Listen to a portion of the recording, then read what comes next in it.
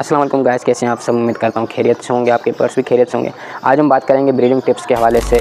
देखें, मैं आपको यहाँ पे एक बात बताता चलूँ कि किस तरीके से आप अच्छी ब्रीड ले सकते हैं। देखें, पहले तो आप ये अपने जहन में एक बात अच्छे से डाल लें कि किसी भी चीज़ का शॉर्टकट नहीं होता। अगर उसका शॉर्टकट है तो उसकी जो फ़ायदा है वो भी शॉर्टकट ही होता है, तो ये बात जहन में रखें।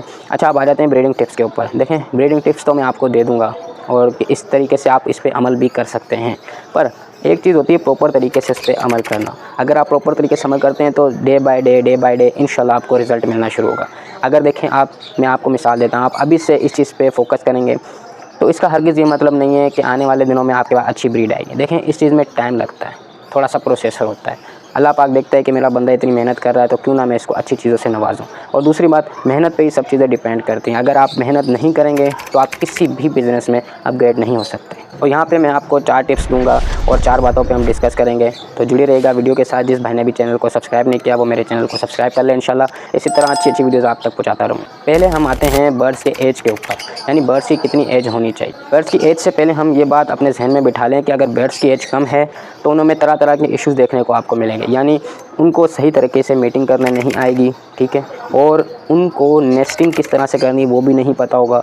एग के ऊपर फ़ीमेल कितनी हीट देती है कितनी नहीं देती वो भी उनको नहीं पता होगा, यानी वो पूरे प्रॉपर तरीके, यानी वो किसी भी किस्म का जो है अपना कितनी उनको, यानी बच्चों को कितनी फीड देते हैं, मादी को या नर को, ठीक है, किसी को भी पता नहीं होगा इन दोनों में से, अगर उनकी एज कम होगी तो, क्योंकि उनके पास वो पूरी मैच्योरिटी नहीं होगी। यानी अगर वो मैच्योर नहीं होंगे तो किस तरह से अच्छी ब्रीड लेंगे और किस तरह से आपको वो प्रॉफिट कमा के देंगे। तो उनकी जो एज तकरीबन होनी चाहिए 12 मंथ, ठीक है, यानी 12 महीने से ना कम, ठीक है। अगर इससे कम होगा तो आपको तरह तरह के इश्यूज़ देखने पड़ेंगे। अब काफ़ी लोग ऐसे हैं जो 9 महीने के भी बर्ड्स जो ब्रीड करा रहे हैं, वो एक अलग चीज़ है, यानी नसीब भी साथ देता है, पर प्रॉपर तरीके से आप 12 मंथ के ही बर्ड्स लें। अब हम यहाँ पे आते हैं दूसरे टॉपिक के ऊपर, जो कि है सिबलिंग।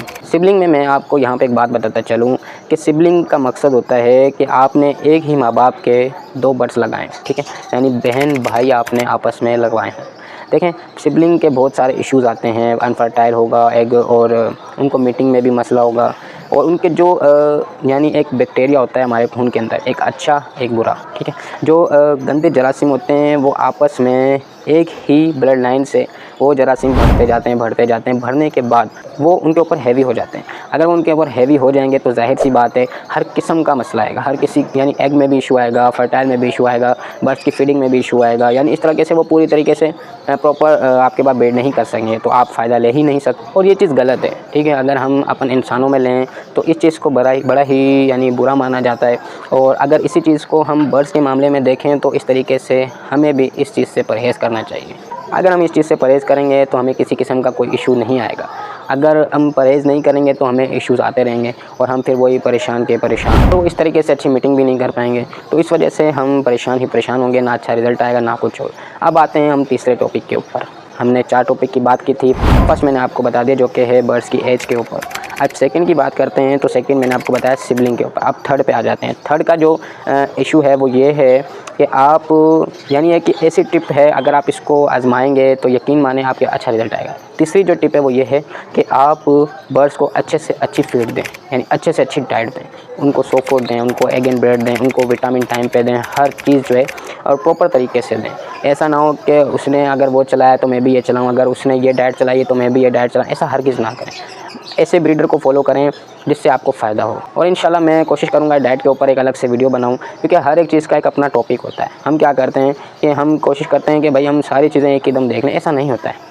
अब तीसरी जो टिप थी वो डाइट की थी। देखिए, डाइट अगर अच्छी नहीं होगी तो हम अगर अपने ऊपर ही लेते हैं, अगर हम अच्छे तरीके से डाइट ना करें हम कमज़ोर हो जाते हैं, हमें बीमारी का सामना करना पड़ता है, हर किस्म के इश्यूज़ हमारे साथ आते हैं। तो उनको अच्छे से अच्छी डाइट दें जिसकी वजह से आपके पास वो अच्छी ब्रीड करेंगे, और टाइमिंग पर डाइट दें। ऐसा ना हो कि अगर आप सुबह 8 बजे दे रहे हैं दूसरे दिन आप 11 बजे दे रहे हैं, इस तरह नहीं होता है। अच्छा, जो यहाँ पे चौथा टॉपिक है वो ये है कि जो ब्लड लाइन है ना वो अच्छी से अच्छी ख़रीदें, यानी एक ऐसे ब्रीडर से लें जिसका आपको पता हो कि भाई इसकी ब्लड लाइन अच्छी है, इसके बाद जो ब्रीडिंग प्रोग्रेस है वो अच्छा होता है, और हर किस्म के हमें इश्यूज़ का सामना नहीं करना पड़ेगा। अगर हम इससे ब्रीड लेंगे तो हमें किसी किस्म के भी इश्यूज़ का सामना करना नहीं पड़ेगा। तो मैं आपको यही रिकमेंडेड करूँगा कि आप किसी ऐसे ब्रीडर से लें जिसका आपको पता हो कि भाई ये अपने बर्ड्स को अच्छी ब्रीड कराता है और अच्छा डाइट देता है, और इसकी जो फ़ैन फॉलोइंग है वो ज़्यादा है। तो इस तरीके से आप एक अच्छी ब्लड लाइन ले सकते हैं। और अगर नहीं मिलती तो आप क्या करें जो आपके सीनियर हैं आप उनसे रब्ता करें, आप उनसे पूछें कि भाई मुझे कहाँ से अच्छी ब्लड लाइन के बर्ड्स मिलेंगे, तो वो आपको गाइड करेंगे। और हाँ, यहाँ पे सीनियर्स का भी हक बनता है कि वो पूरे तरीके से अच्छे तरीके से जो जूनियर हैं उनको गाइड करें। तो उम्मीद करता हूँ आपको वीडियोज़ अच्छी लगेंगी इंशाल्लाह। ये चारों चीज़ों पे अमल करें और इंशाल्लाह आपके पास रिज़ल्ट आएगा। मिलते हैं अगली वीडियो में, जब तक के लिए मुझे इजाज़त दें। अल्लाह हाफ़िज़।